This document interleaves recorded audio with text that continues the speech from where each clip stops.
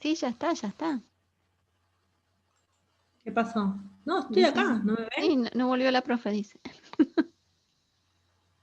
No, chicos, es muy temprano para cenar, ustedes que me cargaban la vez pasada. No. No, estoy. Bueno, el concepto de este es, nada, la verdad es lo mismo y el manejo matemático es igual y no quiero ser pesada con todo esto porque es un plomazo. Se los dejo, lo tienen en el PDF. Lo único que quiero que vean acá, y que es un concepto, no es nuevo, pero aplíquenlo, es que me pregunta cuál es la fracción acuosa. Entonces lo importante acá es que, ¿a qué se refiere con fracción acuosa? Es la cantidad de moles, si es acuosa es de moles de la sustancia que está en el agua, por eso es acuosa. Si fuese gaseosa me preguntaría por los del gas, pero me pregunta por el agua, entonces es la cantidad de moles que hay en el agua respecto de los moles totales, o sea, los que están en el agua más los que están en el aire. ¿Está bien? Entonces, de nuevo, acá yo tengo que hacer balances de masa. ¿Me siguen? Y con esta relación y los balances de masa hechos, y todas las suposiciones de volumen y todo que hemos mencionado, voy a llegar a este tipo de expresiones y resultados. Entonces, esperen que me corro los dibujitos. Si hacemos las cuentas, me va a dar que la fracción del hexano en el agua, o sea, cuántos moles de hexano hay en el agua respecto del total, me va a dar un valor que tiende a 0. ¿Sí? Análogamente, si es una fracción, ¿se acuerdan cuando hacíamos una fracción? La mitad, un pedacito me lo como yo y la otra queda en el... Si es una torta, digamos, un pedacito me saco y queda la otra parte entera. Bueno, si divido por la mitad, mitad para cada uno, depende del pedacito. Bueno, acá alguien se quedó con nada y el gas se quedó con todo, ¿sí? ¿Se entendió? Entonces, fíjense que de alguna manera me va a dar una idea de qué tendencia tiene el benceno a quedarse en el agua o irse a la fase gaseosa. Bueno, esto obviamente va a tener que ver con las interacciones, con la solubilidad, etcétera, etcétera. Entonces, en este problema les propongo que yo se los ejemplifique con el benceno, hagan con otros, vean qué pasa con el DDT, vean qué pasa con el naftaleno, que es interesante verlo, a ver si cambian los valores.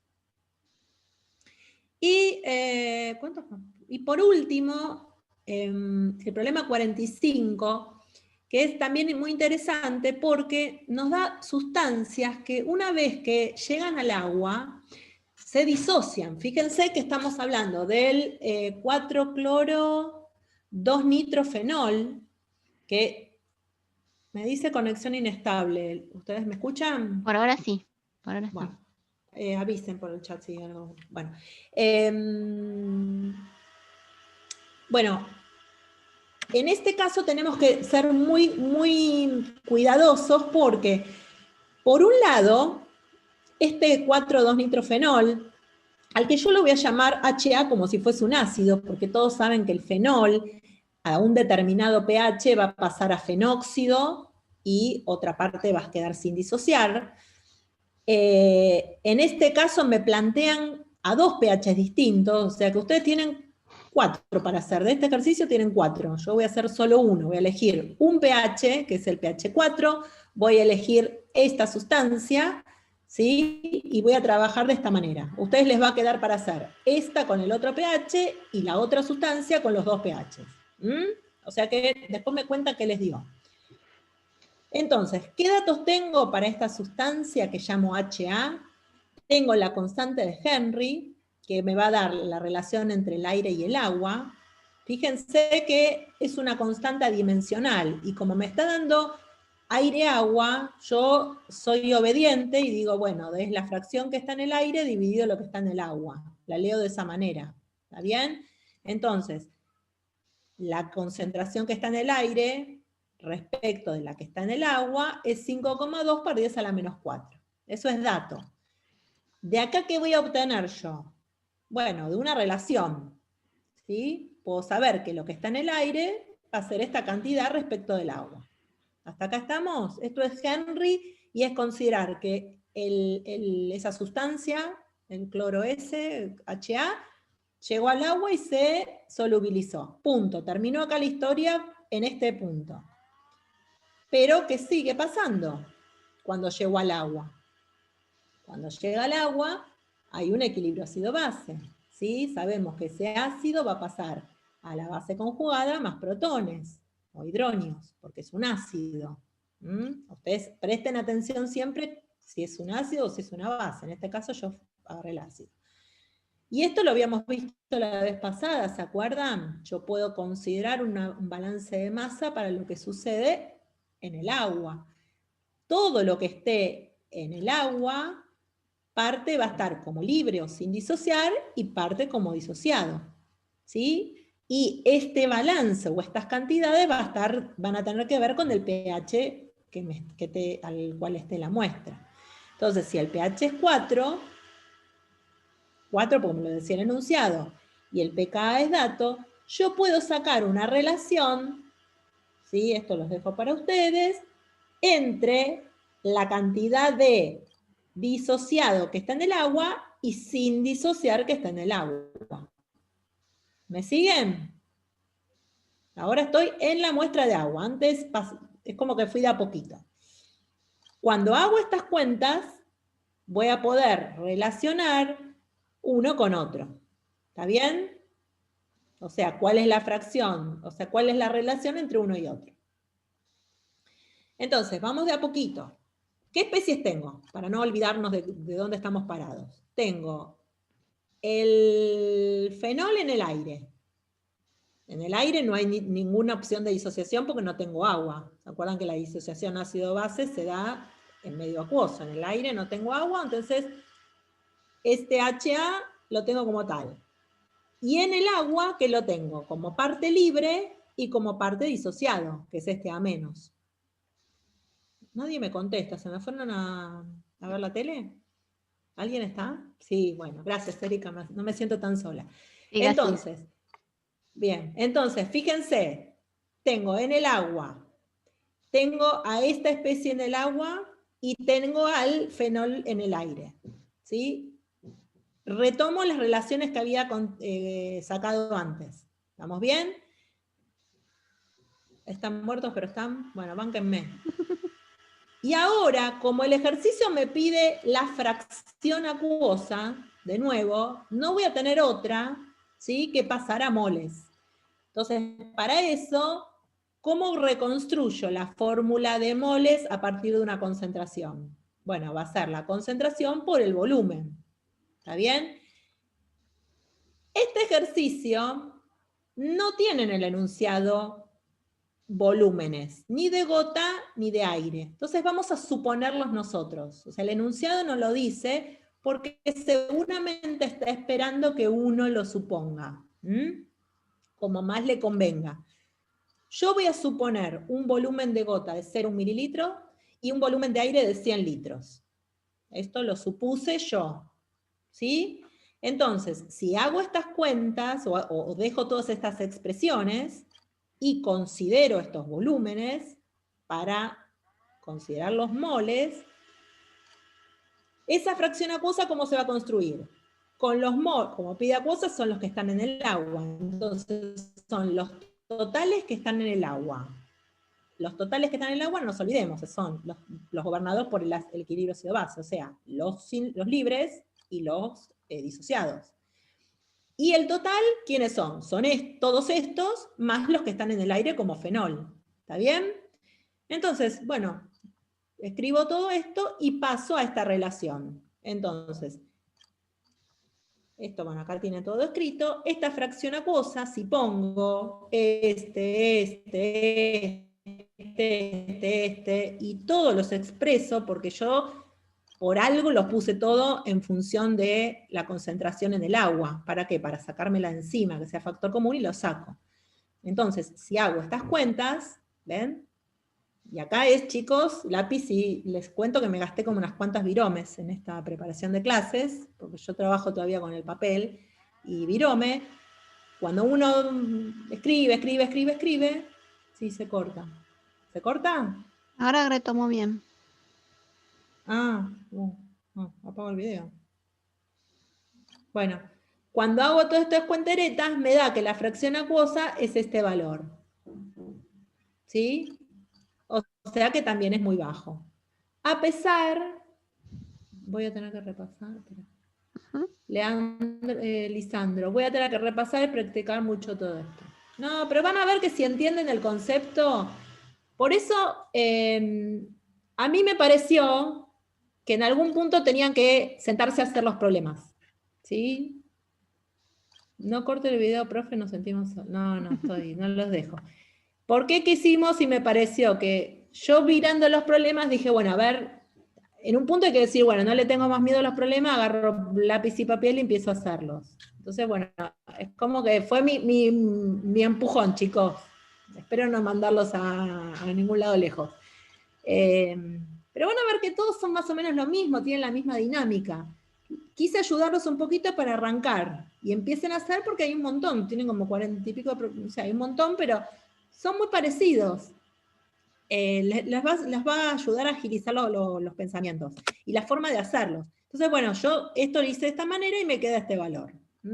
Fíjense que estos todos son datos, por eso aparece el volumen del agua, que lo tuve que suponer, y el volumen del aire, que lo tuve que suponer. ¿Termina acá? Sí. Bueno, ¿me odian? Sí, me odian, yo sé que me odian. Pero lo tienen todo acá, está toda mi cabeza está puesta en un PPT.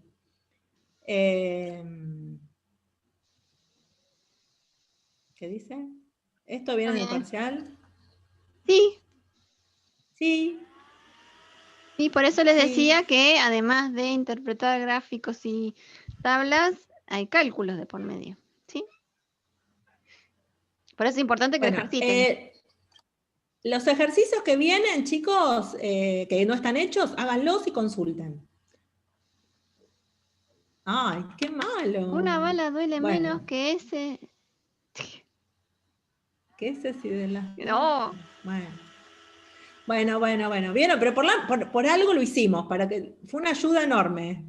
Lo que les propongo es que traten de hacerlo solos y no miren esto. Ahora con la explicación, por ahí algo ya les resuena, entonces agarren los problemas y háganlos ustedes. Ahora no están tan en cero. Bueno, lo dejo a Nahuel porque si no me va a matar. Sí.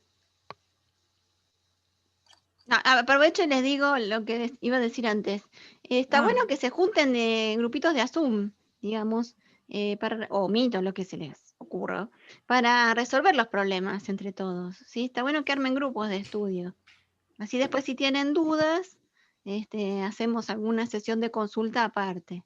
Pero está bueno que se junten entre ustedes para resolver los problemas. ¿Mm? No se queden con la visión única y personal. Eso, sí. Hagan los grupos. Sí, estaría muy bueno que lo hagan. Me parece bárbaro. ¿Sí? Bien, eso era. No más. Ujú.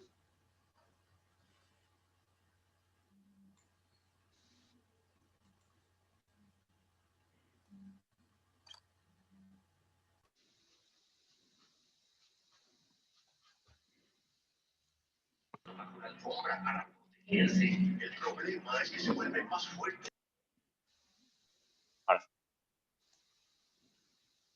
Bueno, ahí se ve, Diana. Sí, sí. Perfecto. Bueno, vamos a cortar un poco con tanto cálculo y ahora vamos a arrancar con la unidad de agua, o más bien dicho, todo lo que es la hidrósfera. Van a ser más que nada diapositivas conceptuales, así que también es importante, pero bueno, vamos a relajarnos un poco y no poner en claro con los ejercicios de la guía, tanto conceptuales como de cálculo, porque todo va a entrar. Así que, bueno, en lo que resta de la clase, básicamente voy a hacer una presentación de lo que es la hidrósfera. Y después al final vamos a realizar algunos ejercicios de balance en masa, y acá en lo que vamos a ver en la teórica, también vamos a tratar de responder algunos ejercicios de la guía. Ya con esto arrancamos la serie 2, y con lo que veamos hoy, en principio, podríamos resolver desde el problema 1 hasta el problema 9. Así que, básicamente, arranquemos con lo básico. Cuando hablamos de agua, de la tierra, del agua, y cómo se encuentra en la Tierra, tenemos que inevitablemente hablar de la distribución del agua, la cual la podemos encontrar en sus estados físicos, ya sea sólido, líquido, en forma de vapor. Ya dijimos también en la clase anterior que el agua es la base sobre la que se sustenta toda la vida en el planeta, al igual que el aire, la atmósfera, ya que, bueno, todos los seres vivos están formados por agua y la necesitan para vivir. De igual manera, nosotros los seres humanos también necesitamos el agua como recurso para las actividades, por lo cual, digamos, lo hace también un recurso valioso, pero también no del todo renovable. Si hablamos un poco de definiciones, la hidrósfera es la capa discontinua de agua que está en la superficie terrestre o bajo ella. Eso lo vamos a ver después cuando hablemos de aguas subterráneas, como ya adelantó Silvana. Y la hidrósfera, bueno, incluye básicamente todas las masas de agua superficiales, ya sean líquidas o sólidas, las aguas subterráneas y el vapor de agua en la atmósfera. Podemos decir también, como vamos a ver en el gráfico siguiente, que casi las 3/4 partes de la Tierra están cubiertas por agua, y que, si bien, bueno, esto ya lo sabemos, que la cantidad de agua mayoritaria que hay en la hidrósfera es salada de los océanos, de todo eso, un muy pequeño porcentaje, alrededor de 2,5-3%, es dulce. Y justamente, bueno, esa agua salada es la que no podemos utilizar ni para beber ni para otras actividades como la agricultura. Y del agua dulce, de ese pequeño 3%, podemos hablar también de que una buena parte está presente en glaciares, como los casquetes polares, y en aguas subterráneas, por lo que de todo eso, un muy pequeño porcentaje recién va a ser lo que vamos a poder encontrar, bueno, como agua superficial, 0,3%, y que ese 0,3% lo podemos dividir entre lo que está en los ríos y los lagos y otros cuerpos de agua, ¿no? A ver, quiero ver si no me olvido nada. Luego un rato sobre la diapositiva anterior. Si hablamos específicamente del ciclo del agua, bueno, como tal es un ciclo y no podemos hablar de un principio en fin, pero podemos empezar por el océano. Nosotros sabemos muy bien, como vimos en las clases de la atmósfera y la incidencia de la radiación solar, el sol justamente va a calentar el agua en los océanos, lo cual, bueno, justamente sabemos que va a provocar que se evapore el aire, perdón, el agua en el aire como vapor de agua.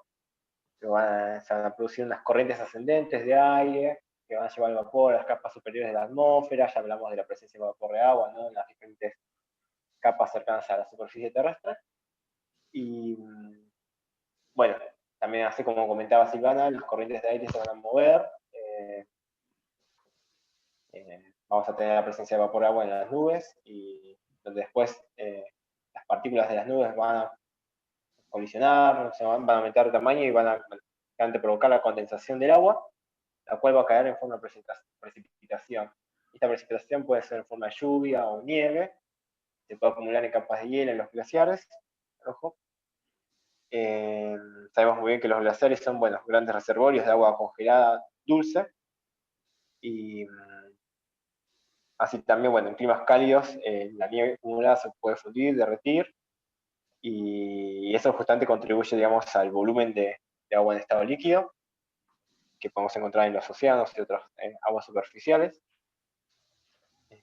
Paréntesis, me está como picando el ojo, así que quizás tenga que pedir una pausa, pero no sé. Bueno, me emociona. Bueno, ¿qué más? Parte de lo que va a precipitar justamente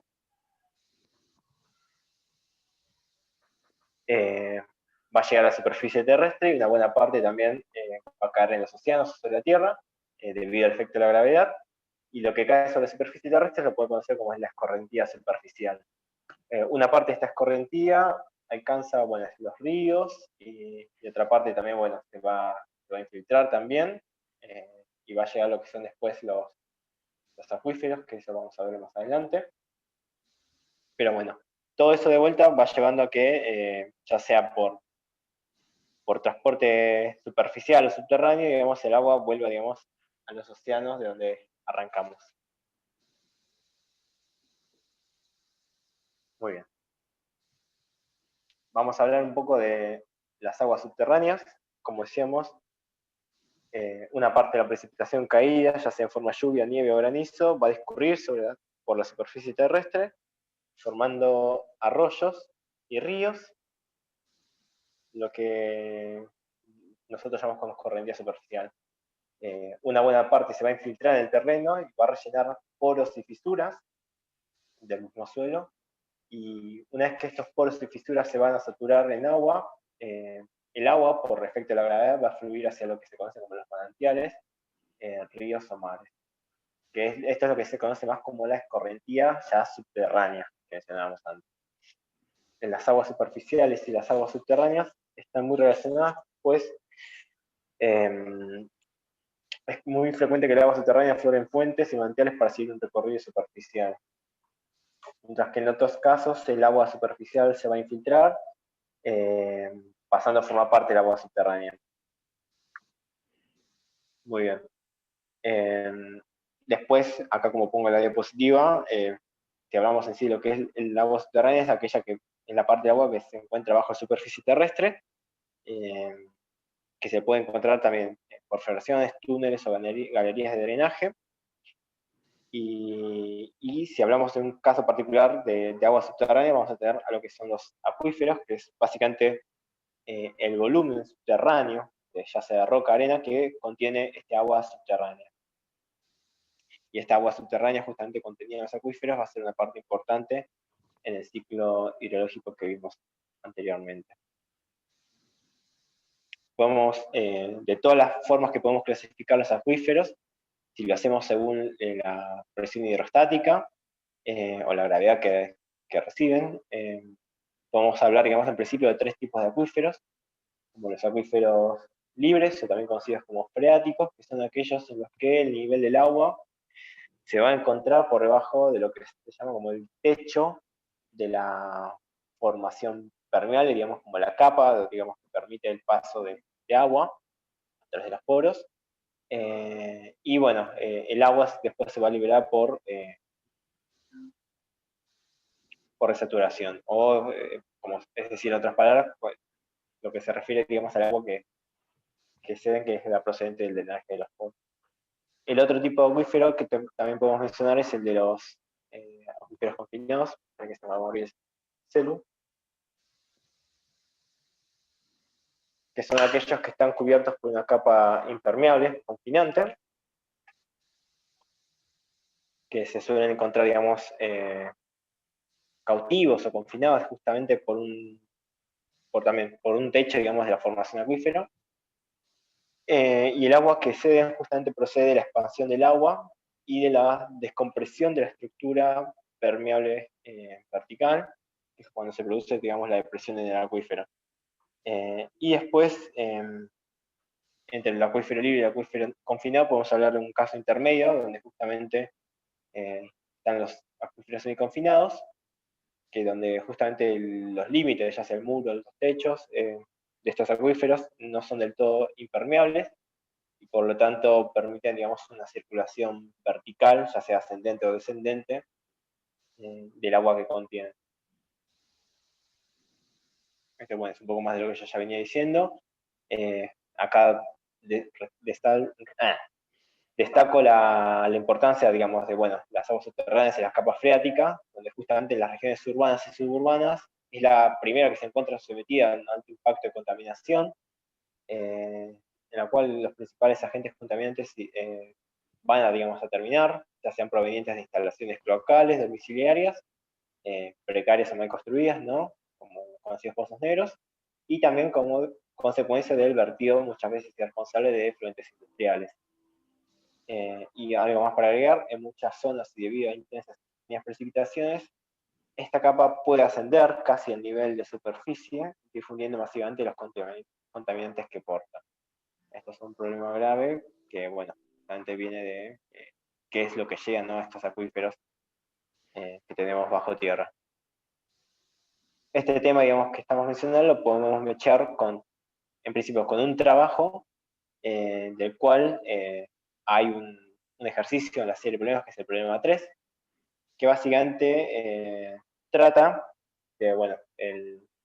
el caso de un lago en Suiza llamado, mi pronunciación va a ser medio mala, pero creo que es como Grimselsee, o que alguien me corrija, en el cual justamente llegan contaminantes, ya sea, digamos, de origen domiciliario. Creo que el paper menciona que descarta la presencia de industrias cercanas, pero bueno, es un lago, digamos, que va a recibir de alguna forma todos los efluentes provenientes, digamos, de los domicilios, no sin antes, claro, pasar por una planta de tratamiento de aguas residuales.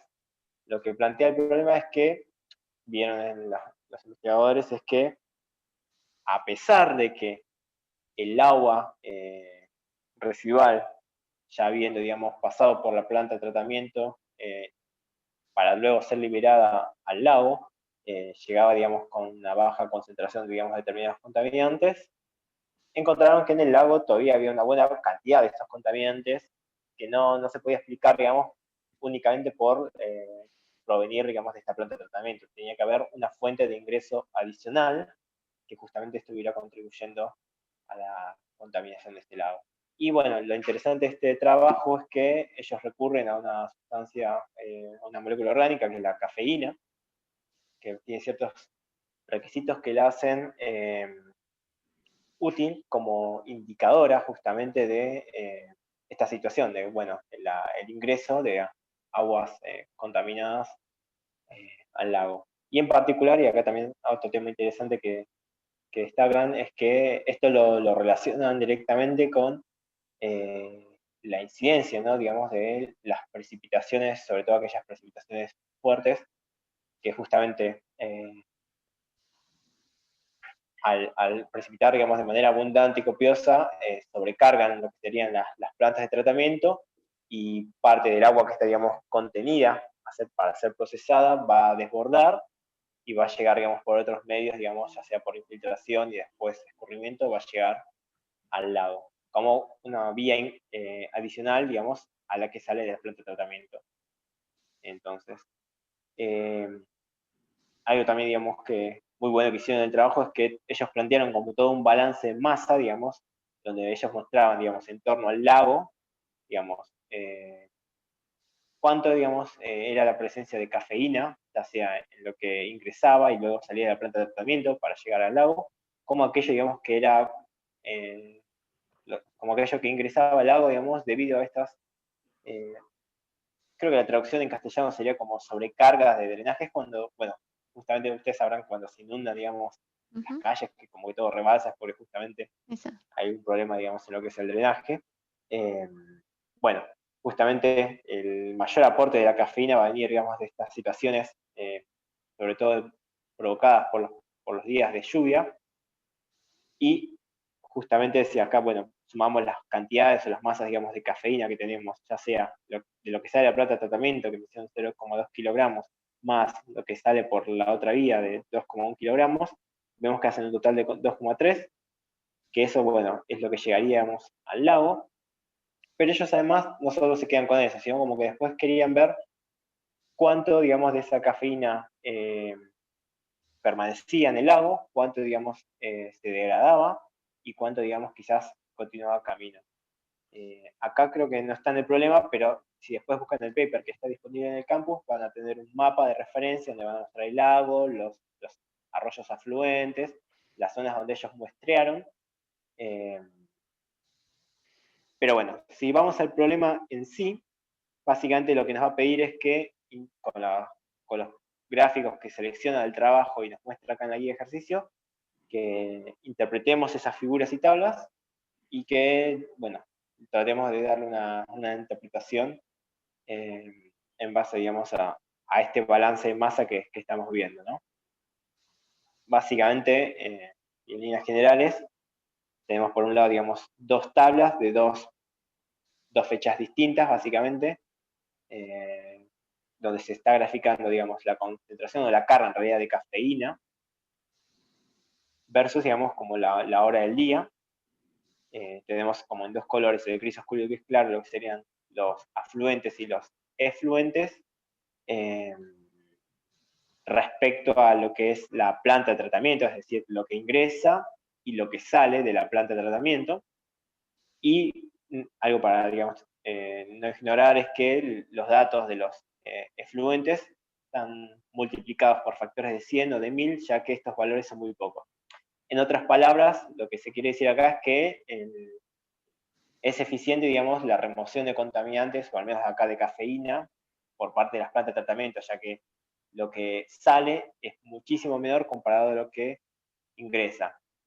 Esto básicamente lo hacen para justamente justificar que lo que encuentran de cafeína en el lago no proviene de la planta de tratamiento. Después hay otras observaciones en el trabajo donde, bueno, ellos analizan en qué momento del día está el máximo de carga, pero bueno, eso más que nada tiene que ver si el día anterior hubo o no lluvia y cómo se fue, digamos, vaciando el agua contenida, digamos, ahí en la planta de tratamiento. Pero eso, bueno, acá no es tan relevante. Acá hay otra tabla en la que, bueno, entre otros datos, los que nos van a importar son, bueno, justamente la concentración de cafeína en el afluente y en el efluente de la planta de tratamiento, que de vuelta acá en valores les muestra que hay una gran diferencia. Vamos del orden de 7.000 a 73.000 hasta 28.355. Nada, de vuelta, que no quedan dudas de que la planta hace bien su trabajo. Y acá hay unos gráficos donde justamente se grafican el perfil, digamos, de profundidad de este lago Grenfell-Sea, donde tenemos, bueno, son 4 gráficos, uno al lado del otro, donde tenemos la profundidad del lago, vamos desde 0 a 30 metros, versus la concentración de cafeína que va de 0 a 100 miligramos por litro en cada uno de estos 4 gráficos. Ignoremos por un momento la curva de temperatura, pero bueno, acá básicamente vemos en líneas generales que la temperatura en la superficie es mayor que en la profundidad, y vamos a ver que nos importa los puntos, digamos, de concentración de la cafeína, y vemos en principio, digamos, que si arrancamos desde el 25 de junio, por ejemplo, las concentraciones en la superficie son bastante altas, al orden ya de los 100, 110 miligramos por litro de cafeína, y conforme va pasando el tiempo, al menos en la superficie, la concentración de cafeína va bajando, y de alguna manera pasa lo mismo en la profundidad. Si bien en la profundidad vemos que ya la concentración de partida es menor, por una cuestión de que quizás, bueno, quizás el contaminante no llegó a esta profundidad, pero también conforme va pasando el tiempo, la concentración de cafeína va a ir disminuyendo. Acá no lo menciona, pero bueno, si van después al problema en la guía, este gráfico va a tener un enunciado que dice que la cafeína tiene un tiempo de vida medio de 10 años, entonces va a tener una baja degradabilidad, sobre todo por vías fotoquímicas, pero acá vemos en el gráfico justamente que la cafeína, digamos, conforme el tiempo va cambiando, va disminuyendo su concentración. Y en el trabajo, básicamente, lo que proponen es que justamente hay presencia, digamos, de otros fenómenos de degradación de esta cafeína, y ellos proponen la biodegradación, la degradación mediada por bacterias y otros microorganismos vivos. Pero bueno, básicamente es un caso interesante también, digamos, de, bueno, justamente ver, digamos, cuál es el destino, ¿no?, digamos, de ciertas sustancias químicas, a veces nocivas, a veces no tanto, digamos, para el medio ambiente, y justamente cómo, bueno, cómo poder llevar un mejor control, ¿no?, digamos, de qué es lo que llega a los cuerpos de agua, que justamente después, bueno, muchas veces son, digamos, de importancia, ya sea como recurso en un área residencial o por una simple cuestión de, bueno, tratar de, digamos, no matar nada de lo que haya en este lago. Pero bueno, vamos a cambiar de tema. Nahuel, Verónica preguntaba, porque se quedó Sí, con lo perdón. anterior, dice, no entendí de dónde proviene el agua del confinado. Si querés ponerla. A ver. la anterior, porque era Sí. del acuífero. El acuífero confinado se recibe. Perdón. Sí, por eso era de antes. Ok. Quedó de antes. Ahí está. Sí. A ver, acá en el gráfico quizás no se ve mucho, pero bueno, es un humilde esquema donde básicamente ellos delimitan lo que es el agua subterránea y por debajo de ella, bueno, empezamos a hablar, digamos, de los acuíferos. Tenemos por un lado, digamos, el acuífero libre o el freático, que es el que está más cercano a la superficie terrestre, y después tenemos el acuífero cautivo, que se encuentra en general a mayor profundidad. Recordemos que el cautivo, justamente como dice el nombre, es el que no va a tener, digamos, o no va a permitir un movimiento vertical ascendente o descendente del agua por la presencia de alguna capa aislante o confinante, como acá menciona, o capa impermeable. Pero bueno, después en cuanto a los acuíferos hay muchas formas de clasificarlos, de acuerdo, bueno, al tipo de rocas o partículas que se encuentran presentes. O sea, recuerden que el acuífero no es como el agua en sí, sino que es el volumen como lo puse acá, ese volumen subterráneo de roca y arena que es la que contiene el agua, ¿no? Pero bueno, no nos vamos a meter mucho más en ese tema. A ver, Verónica, perdón. Listo. Sí. Listo. Por las Bueno, dudas le a digo ver, acá ahora, también. quedan Sí, 3 minutos. Cuando 4 minutos, se listo. corte, hacemos 15 minutos de intervalo, ¿sí? Perfecto. Bueno, aprovecho ya que estoy también acá, bueno, por si nunca antes lo habían escuchado, lo que es el tema del tratamiento, las plantas de tratamiento de aguas residuales. Básicamente consiste en una serie de procesos físicos, químicos y biológicos que tienen como fin eliminar los contaminantes presentes en el agua efluente del uso humano. Nada, básicamente el agua, digamos, que ingresa recibe diferentes tratamientos, como, bueno, el tratamiento con,